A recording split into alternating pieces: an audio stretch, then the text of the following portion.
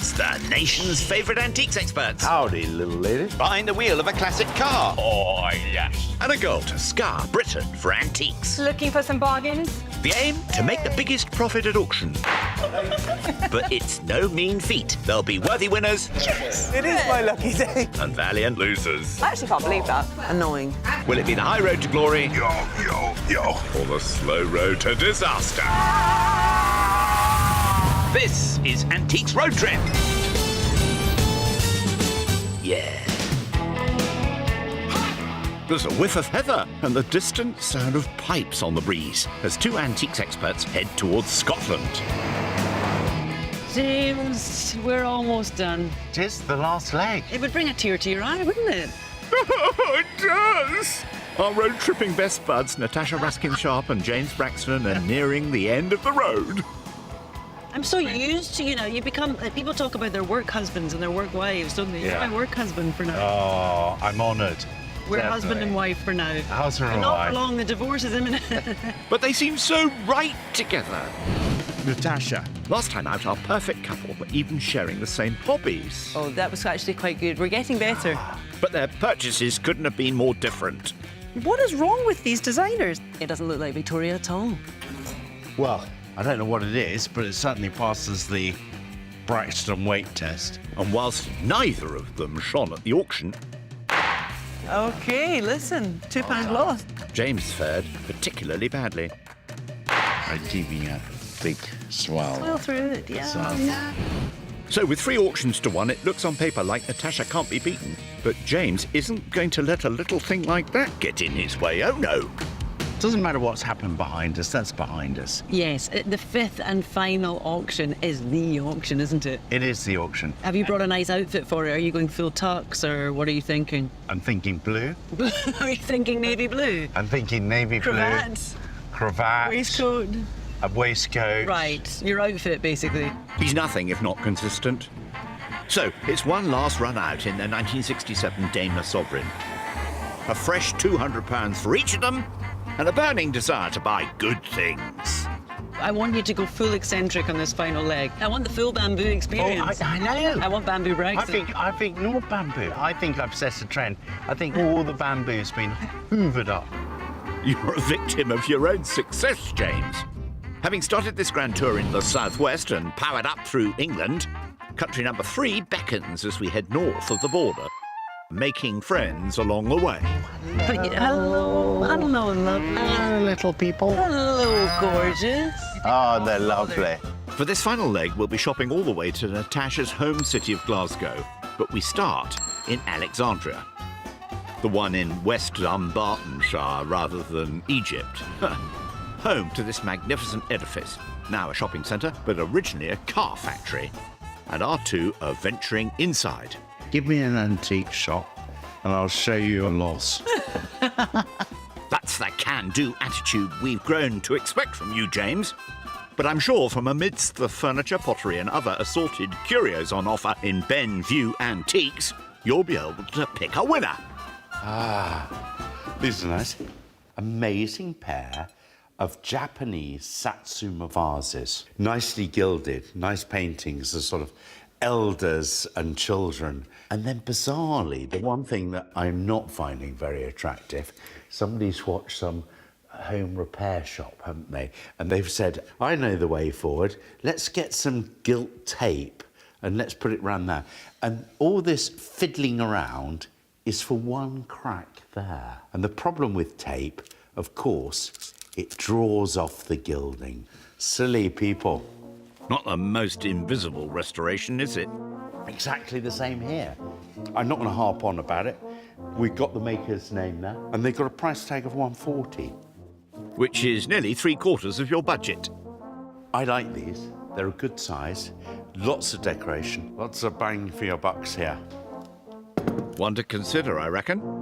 Meanwhile, in another part of the shop, Oh, I love Moorcroft. I don't know why, because it's very old-fashioned. It's not cool to like Moorcroft. I don't think so anyway. This is the pansy pattern, which I really like, but it's not just the pattern. William Moorcroft, the company's named after its founder and lead designer, and here is his signature. You can just about make out the W and the M, Moorcroft. It's known as the flash signature. £170. Bit pricey for you.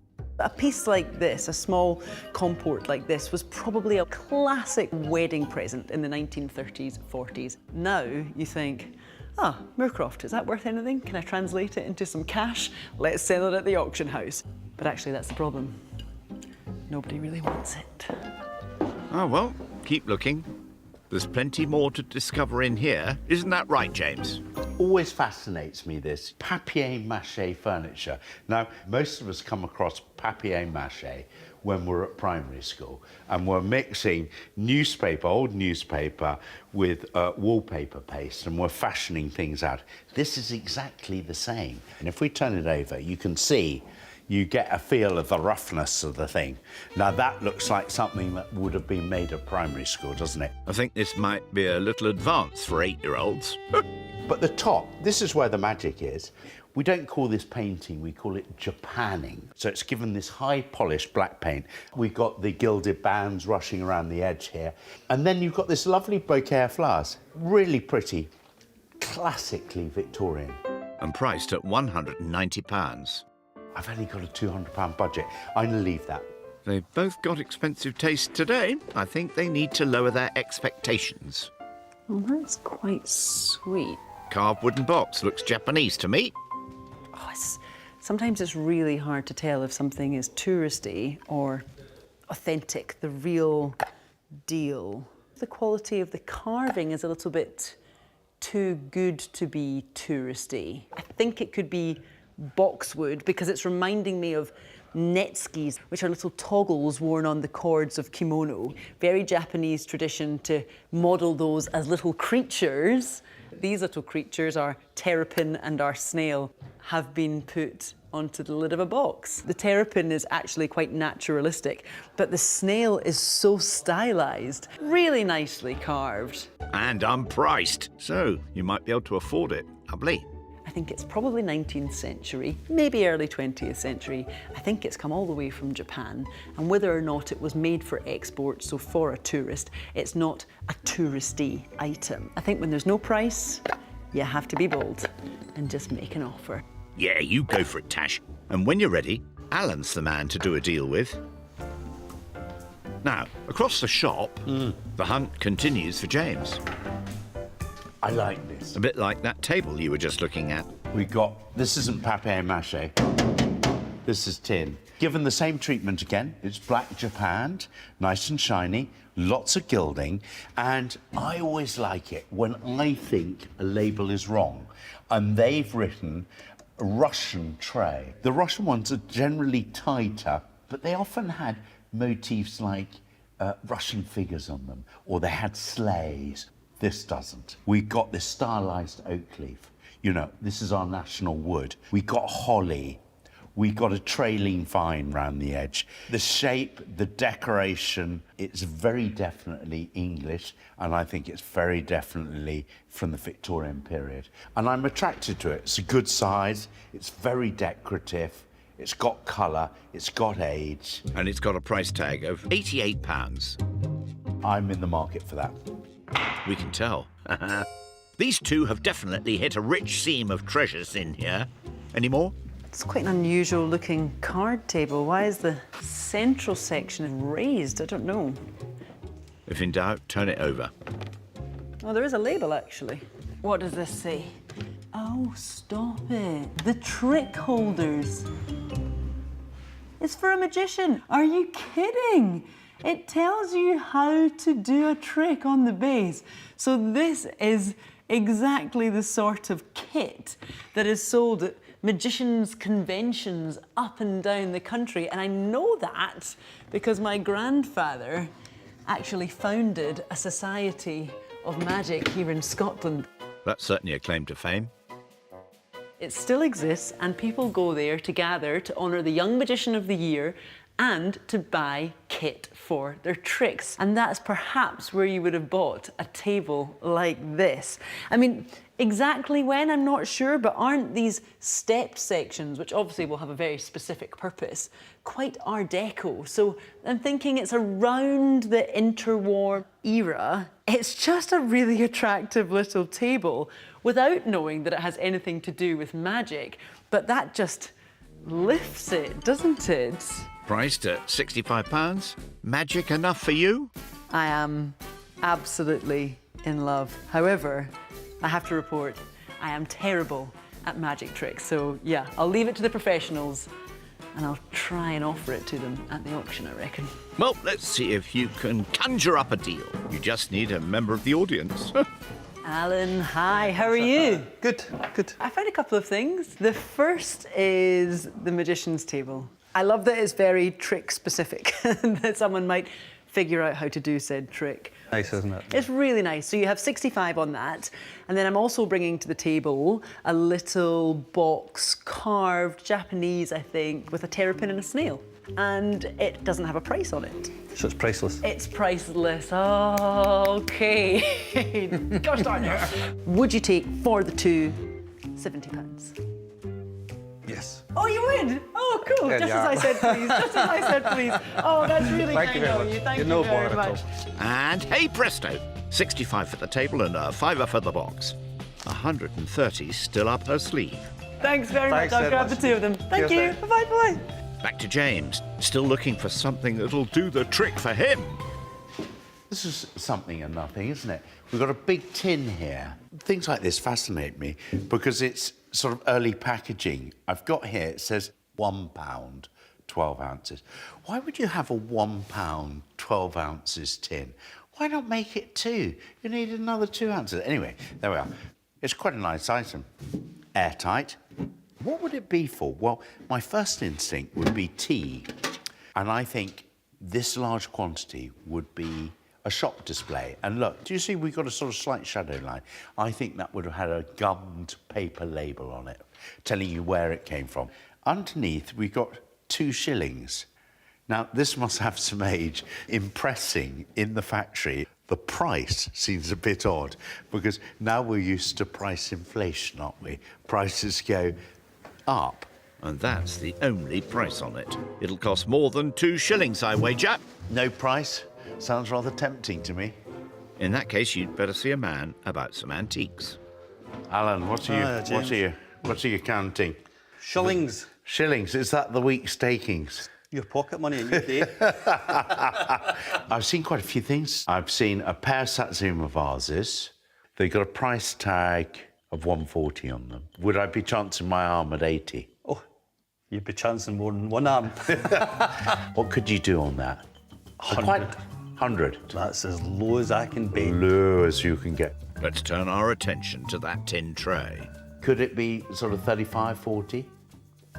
What else have you got to buy? A rather funny tin for loose leaf tea or something. Oh, yeah, the 2 shillings on the bottom. Exactly. How about we do the 3, 3. 145, What about 135? about 140. Go on, you've gone and got yourself a deal. And quite a sizable one at that. Making the vases 100, 35 for the tray, and a £5 for the tea tin. Thank you very much indeed. Thank you. Only £60 left for James. Now, as we're in the area, Natasha is taking just a short trip to the pretty village of Luss. A popular spot for tourists, it nestles on the west side of Loch Lomond, one of Scotland's most stunning landscapes, famously celebrated in song for its natural beauty. She's here to find out about a hiking trail that was created to preserve these bonny banks from destruction. Her guide, water bus skipper John McMurty. How did it come about, John? So the West Highland Way was developed by a chap called Tom Hunter, who was a railway worker and an ex-RAF serviceman. He was an avid walker, and he and his wife actually walked up Ben Lomond one day in 1947, and they noticed the developments on the western shore, specifically the Loch Sloy hydroelectric system, and he didn't want that to happen to the eastern shore. They mapped it out with his walking club to pick where could be relevant areas of development and it was specific to basically trying to stop it. To get the footpath from a concept to a reality was no easy task. It would take years of negotiations to try to get Scotland's first official long-distance walking route off the ground. Tom faced challenging terrain and even more challenging opposition. I think there was a lot of landowners and people who were perhaps wanting to develop the land for monetary reasons, and obviously he came up against that. And it took a long time to do, but he was successful in the end. In 1974, some 27 years after his big idea, Tom's Trail was finally approved, and 6 years later, the West Highland Way was officially open to hikers. It's established well. There's about 150,000 people attempt the West Highland Way every year. I presume you've done it countless times. I have walked it once. I need to do it once. I said, oh, I did it once, yeah. Through tenacity and perseverance, this stunning landscape was protected and the countryside was opened up for walkers. Such as this fella, Limey. Anyone lost a gnome? Just needs a fishing rod, doesn't he? Our happy wanderer James has headed to Mulgai, the official starting point of the West Highland Way. Ahead of him, 96 miles to the finish line in Fort William, through some gorgeous Caledonian countryside. But he won't be walking alone. Seasoned hiker Joshua Adeyemi is here to show him the way. Oh, are you all right? I'm just slotting my course. Where about are you going to exactly? I haven't a clue, in fact. I was rather hoping you would show me. Am I appropriately dressed for Scotland? I think you are, but Am I? considering it's very sunny and it's a beautiful day, perhaps you might want to take this off. Yeah, all the gear, no idea. Over the years, the trail has given a huge boost to the local economy, with the area attracting thousands of nature lovers, sightseers and walkers. But Joshua is on a mission to entice a whole new group of people to explore this beautiful part of the world.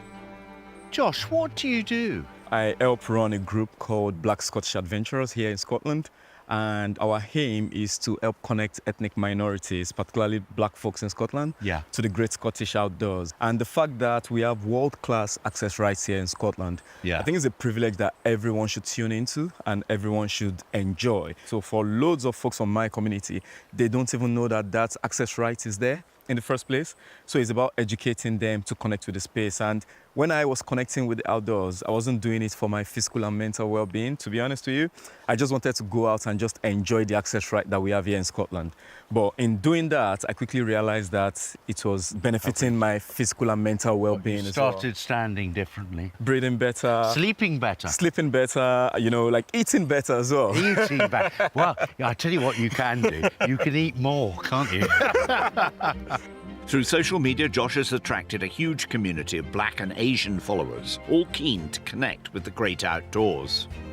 On every walk, we get about 100 people on every walk. Really? Yeah. But at the same time, from them benefiting from it, we'll quickly see more people giving back to the space in volunteering activities, be it tree planting, pathway restoration and all. So it's been a great journey and we're really looking forward to even expanding more and supporting more people. And have they been good hosts? From the national parks here in Scotland to the community groups as well, little groups. The support has been immense and we're really thankful for that. And I think that even reassures our members that the outdoors belongs to them. Now, without even having to lace up a hiking boot, our Natasha has made it across the loch to the village of Balmahar, a popular stop on the West Highland Way, but it looks like someone's beaten her to it. Oh, you look the part, James. You absolutely look the part. Do you like all my kit? I do. I'll tell you what, I've been pretending to use it. I haven't a clue. Shall we earn our dinner? What a good idea. Let's earn our dinner. Let's walk back to Glasgow. Okay. We're heading towards You know the way to Glasgow. Glasgow, don't you? Well, actually, no. Keep the water to your right. Can I wear the backpack? You may. Just to It's take a rather- load off you. It's rather because nice. If you've been walking all that way, I'll carry the thermos. you'll okay? need me to take a load off. Left, this Oh, way. what? Did you This say way. that? I thought Yeah. you said right. No, I did. No, but I'm I- sure you I said changed right. your mind. It doesn't really matter. You know, they're just heading straight for the car park. Do you know what we've done on this trip? What's that? We've bought antiques, we've sold antiques, we've talked a serious amount of bump. We have. Serious. We are experts at talking bump. You wouldn't believe. I think drivel and flannel are our friends. Yeah, they are. Ah, but you do it so well. Nighty-night. It's It's the last chance to go shopping for our two antiques adventurers, and the last chance to ask the question that's on everyone's lips. What is James's jug got in here? What do you have in James's jug? A lovely lady came up to me and she said, James, I have made you a fruit cake. Hold on, I got it. Yesterday, our fruitcake fans hit the ground running, with Natasha bagging a Japanese wooden box and a magician's card table, I am absolutely in love. leaving her £130 to spend today. James bought more, a pair of Satsuma vases, a large Japan tray and a tea tin, as you do. Sounds rather tempting to me. Just £60 left for his final bit of shopping. Now, what's the verdict on the cake? That's amazing. Oh, what a woman. Is this the woman that fancied you? She had a twinkle in her eye. And I didn't realise she slipped you half a fruitcake. Half a fruit cake, whole fruit cake. I've eaten the other half. Wouldn't fit in the jug otherwise, would it, James? Later, we'll be off to that final auction in Newport, Shropshire. But we start our last day of shopping in Paisley, a big weaving town during the Industrial Revolution, giving its name to the distinctive fabric pattern that was very popular in the psychedelic 60s. Groovy! And turned up, tuned in and dropped off, James is heading to his next shop. Bailey's Antiques is where it's happening. Their motto, come in and buy old things, which is exactly what James is intending to do. And if he needs help, Ben is the man. Oh, look at these. What have we got here? I've got two sort of, I suppose you call them friezes, very much after the antique, aren't they? They have a Roman feel about them. We got centurions, we got soldiers, and it looks like a chariot. I think this has a gladiator feel, doesn't it, about it? There's not enormous definition. Maybe it's due to age and wear.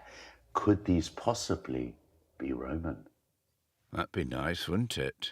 There's nothing on the back, although I've got a Impress 12 that is in Arabic numerals, not Roman numerals. That blows that theory out of the water, then. I think they would have been to, one might say, pimp up a piece of furniture or a clock or something. In fact, the more I look at these, the more I go off them. Nil desperandum, James. There's plenty more to see in here. Meanwhile, on the road, Natasha is having one last run out in the Daimler. The car has been fantastic. You have been fantastic. Toots for you. Toots all round. You have been amazing. The third member of our team. She's steering the Sovereign towards Glasgow, and in particular, the city's vibrant West End. Home to Natasha's old alma mater, don't you know? Everyone always makes fun of me because when visitors come to Glasgow, I do Tasha's tours, and this is a key part of Tasha's tours. It's called the Pierce Lodge, and it's the oldest part of the university as it stands. Not as old as the university itself, which is 15th century. The original site was in town. This, however, was brought from the original site, stone by stone.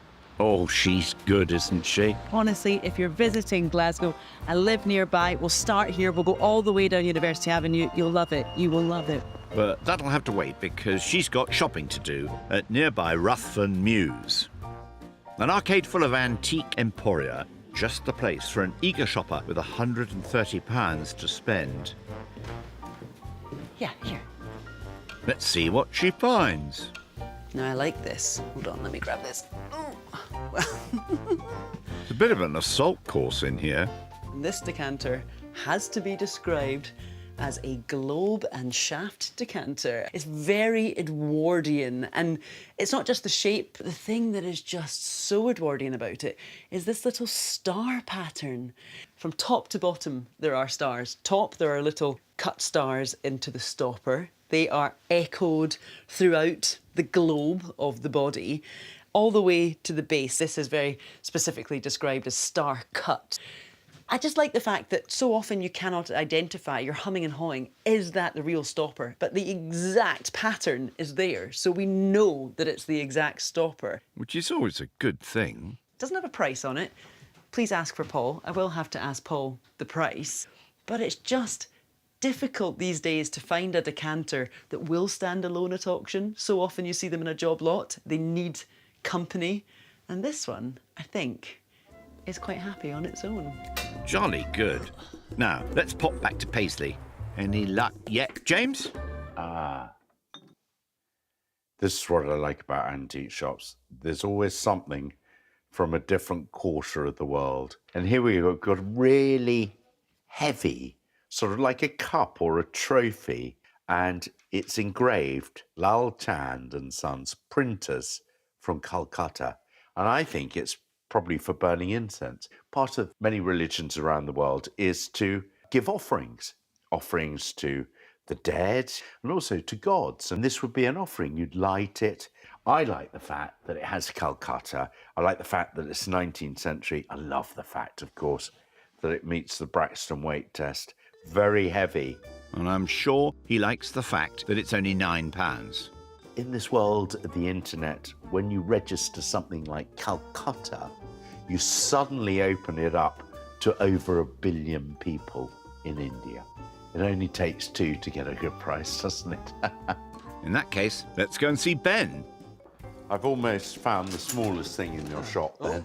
What have we got? It's a very heavy fellow. It's isn't really it? heavy, yeah. I think it was for offerings, so incense offerings. Yeah, it's a nice thing. And I've got a price on the bottom there. Okay.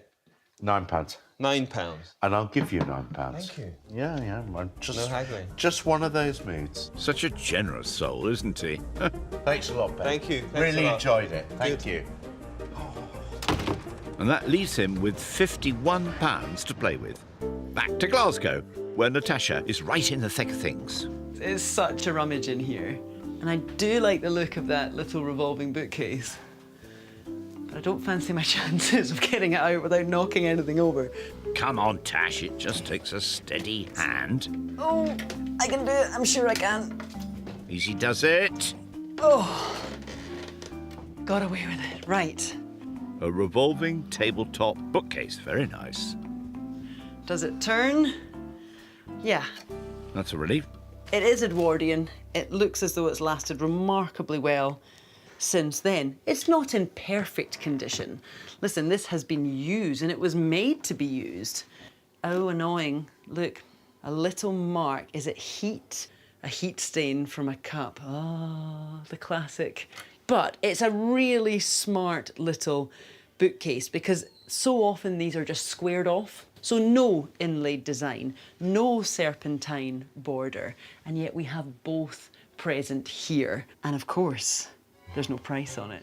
But there is another of those signs. You better do as it says. Paul, hi, I found you. How are you? I was hiding.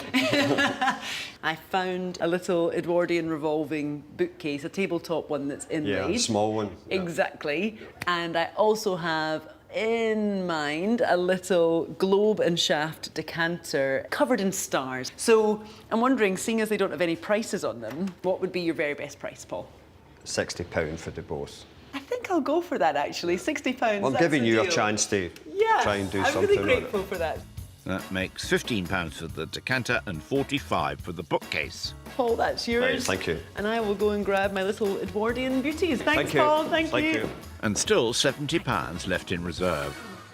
Meanwhile, James has also made it to the big city, but all the way over to the east, to the area known as the Barrows, named for the hundreds of barrows used by traders in this market district of Glasgow. So it sounds like a good place to go shopping, and in you go, James. Randall's Antiques and Vintage Centre is the place. Sprawling interior market, jam-packed with really old things, really cool things, and really odd things. So our man Braxton has got some work ahead of him. That £51 won't spend itself, you know. I like these little Jersey cream jugs. The island of Jersey, famous for its Jersey cows, hence cream jugs. And this was a particular shape that they use. It's got its original lid, there we are, and then you've got this rather nice cane handle here. Only £10. The only problem is, it's a bit bashed. I think you can do better, James. Keep hunting. Now, look who's made it across town, with a whole £70 jangling in her pocket. Tash is also here to rummage through the weird and wonderful. Some more weird than others, mind you. Well, howdy, little lady. Sorry. OK, you're giving me a bit of Hank Williams. I don't really know. Hank Williams. I was trying to channel me Elvis. Sounded more like John Wayne to me. Someone maybe not as polite as me would say, I was bound to meet a cowboy in the Barrows. You found him. The only problem is, I'm not selling, I'm buying. Have you lassoed anything yet? I haven't found anything. You haven't? I hear the Barrows has a great reputation. It does. For bargains. You know what they say? They say, the Barrows, no need for Rome or Paris. Right, get out of here, cowboy. Get out of here. And the horse you rode in on. There's still antiques to corral. Who's this wee guy? Oh, not so much of a wee guy, actually. Quite a big guy. I think that might be Falstaff. Shakespeare's debauched and disreputable knight who appears in 3 of the Bard's plays. He is mischievous. I think he's a bit corrupt. He's clearly fond of a beverage. It's just like I'm holding James Braxton in my hand. No, I'm just kidding. Only similarity is that he's hugely popular. Yeah, nice recovery there, Tash. I've seen Falstaff's figure on Toby jugs printed onto plates, but I haven't seen a door knocker. And I have to say it is actually quite nicely cast. I can make out the features, I can make out his little bag of coins, I can make out his little ale glass. But you can't make out a price, eh? No ticket on that. It's hopefully cheap, it's certainly cheerful, but I'm in the Barras, so the offer is going to be cheeky. It has to be. Gird your loins, John. Oh, John, there you are. How are you? Not too bad. So, I found this little door knocker. Would you take a crisp £5 note? I'm quite sure we can manage that for you. You would? Oh, cool. We'll shake first and I'll say, John, thank you very much. Her final purchase and £65 left unspent. Thanks very much, John. Thank See you you. again. Back to James, still on the prowl. This is a nice vase. This is really tactile. We've got a Crown Devon vase here. Very Art Deco, 1920s, 1930s. We got this sort of tube line decoration where you just, rather like icing, you make these enclosures and then you drop the glaze in. It's a very stylized tree. It's very, reminds me of Clarice Cliff, the Latona pattern. And then we got some really lovely hot primrosy flowers at the base here. It's got a lot going for it. What's the price? £18 to you, Chief. It's not a king's ransom. I think I'm going to buy that. In that case, off to the till with you. Jane. Hello.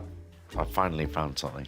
Good. Very nice Crown Devon vase. The one with the dripping trees on it. The dripping trees, priced at 18. OK. I'm happy to give you 18. All right, that's nice.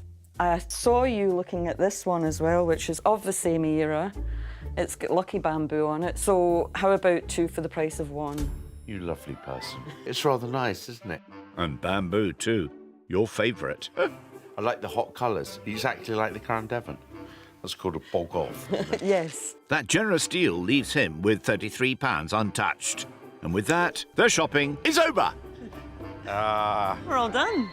It's been a great trip, really great trip. Lovely to land in Glasgow.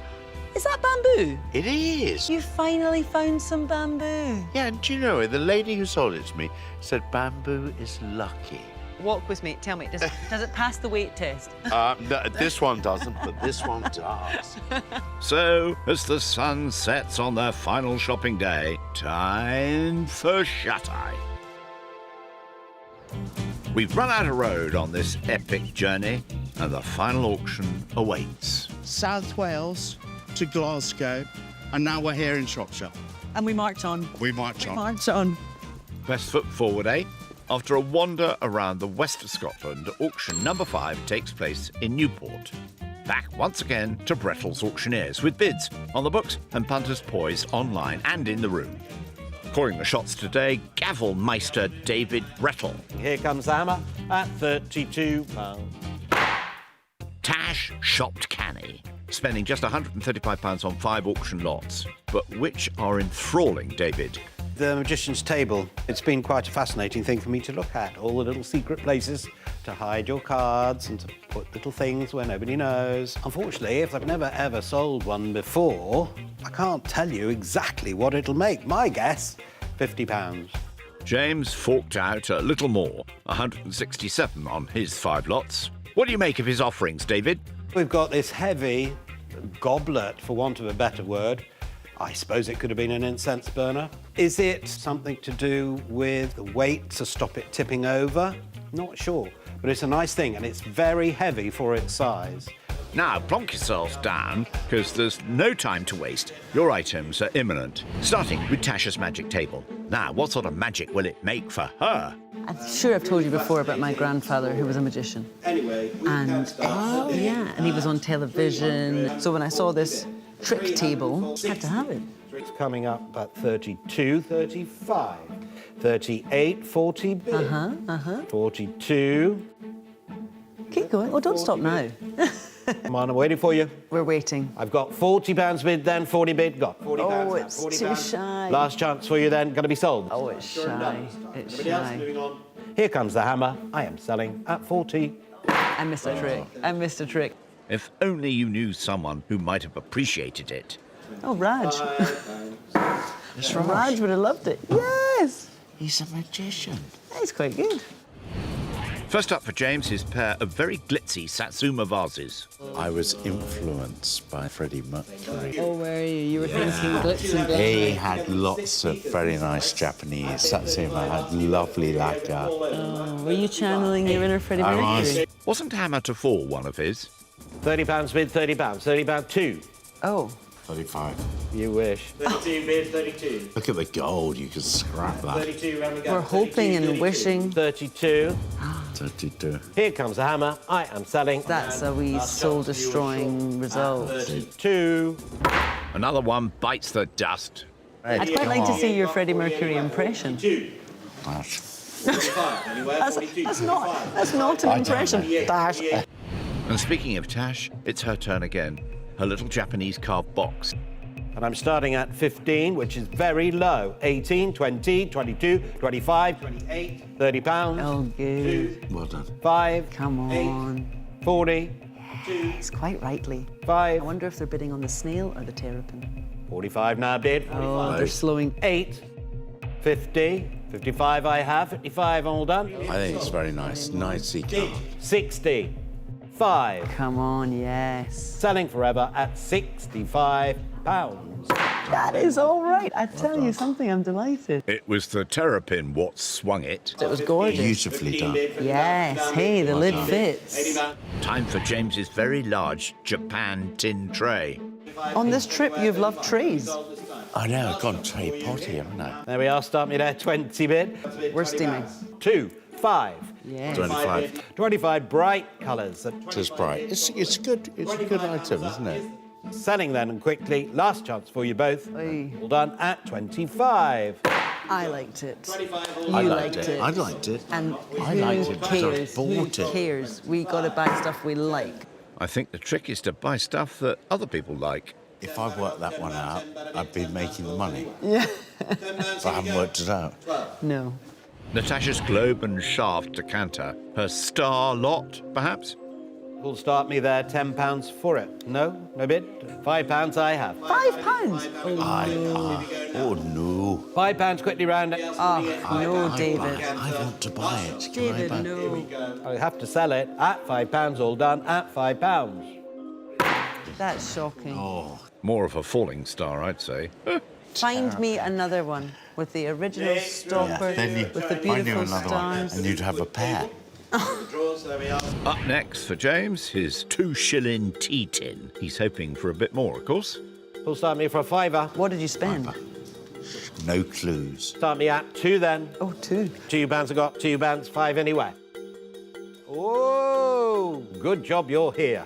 Sold away and quickly at 5. There you are. Busted him up earlier on. If that were true, you should have used grease. But now you have to reveal to me what you paid for it. 5. I paid a £5. Natasha's revolving bookcase now. Bibliophiles take note. Start me there. 20 for it. Well, I spent 45. £20. Here we go. Anybody else moving on? Oh, no one cares for it. Disappointing. It is. 5, 8, 30. Okay. Don't let me down. Do not let the auctioneer down. 32. 32 bids now. Timing. 5, thank you. Nobody else in the room. All done at 35. What can you do?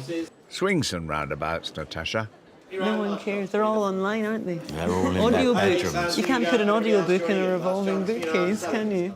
Now, James is in dire need of a profit. Can his Indian incense burner do the trick? Come on. This will be the one. Let's get going, though, at £20. £20 bid, 22. 22, 5. Yeah, it's happening. 28. The runaway. 2, 5, 8. 40. That's good. 2, 5, 8. 55. The world likes it. Anybody else in the room? All done, finished. Anybody else going? Quickly round at 55. Doesn't that feel good? That feels good. Doesn't that feel good? His prayers were answered. Yes, I feel good. I feel Vicariously. good. I feel Vicariously. good. Nice. Natasha's last lot, her Shakespearean door knocker. £10 I have, £10 got 12. Well, £10 is a profit. I paid 5. Anywhere, 12, 15. Here we go. We Falstaff, purchased in the Barras. Last chance down, sold this time. Are you sure at £15? Oh, that's 3 times the price. With his tankard. A cheerful look and a most noble carriage, according to the bard. I don't mean to be insulting, but he just sort of reminded me of you a wee bit. Really? What? His fine stature. 45 bid. I daren't say. James's buy one, get one free vases now. One with his trademark on it. This is the only bit of bamboo that Bamboo Braxton purchased on our trip. I know, think which it is is. appalling. We'll start shortly at 10, 12, 15. 15 bid. Oh, 18. Gone. 18. Oh, don't sell yet. Bit disappointed. 18. Oh, okay, keep chugging. 20. Yes. 22. 22. 22, Remy goes 5 anyway. The hammer's up, it's coming down. I sell at 22. And that was... Put it there. Bamboo Braxton strikes again. And with that, it's all over. Is that it? That is actually it, yeah. I feel like we need a chat, and I think we're just going to disturb everyone if we do it here. Should we get out of Shall here? we get out? Let's get out of here. Come on, let's get out. How very considerate of them. James started with £200 and gave it his all, but after sale room costs, he ends the day on £146.98. But Natasha, who started with the same amount, finished on £196.20, winning yet another auction victory. So, with 4 auction wins, she reigns supreme as the queen of the trip. But there's consolation for James, as he made the lion's share of the overall profit, all of which goes to children in need. Natasha, well done. It's been absolutely lovely. C'est fini. I wish it didn't have to end. No, I don't want it to end. No, We've had I such fun. Oh, I hope they let us do it again. Of course they will. Absolutely. You two are welcome back anytime. What's your MC name? MC Big Boy. Oh, I'm starting a band. Oh, Kayla bottled. This is bonkers. Look at all. Oh. Henry, thank you very much. Oh, that's very good. Yes. Ah, there's a wasp in the car. Ah, touch the chalet. I nearly went off then. Yo, yo, yo. Was that you twerking? Ciao for now. Next week, expect a brand new pairing. It's the very start of our road trip together. I know. I think it's going to be a good one, isn't it? Featuring auctioneer Hetty Jago, dealer Tim Medhurst, and a shiny white motor. Oh! It's quite pokey, isn't it? Pokey? What does that mean?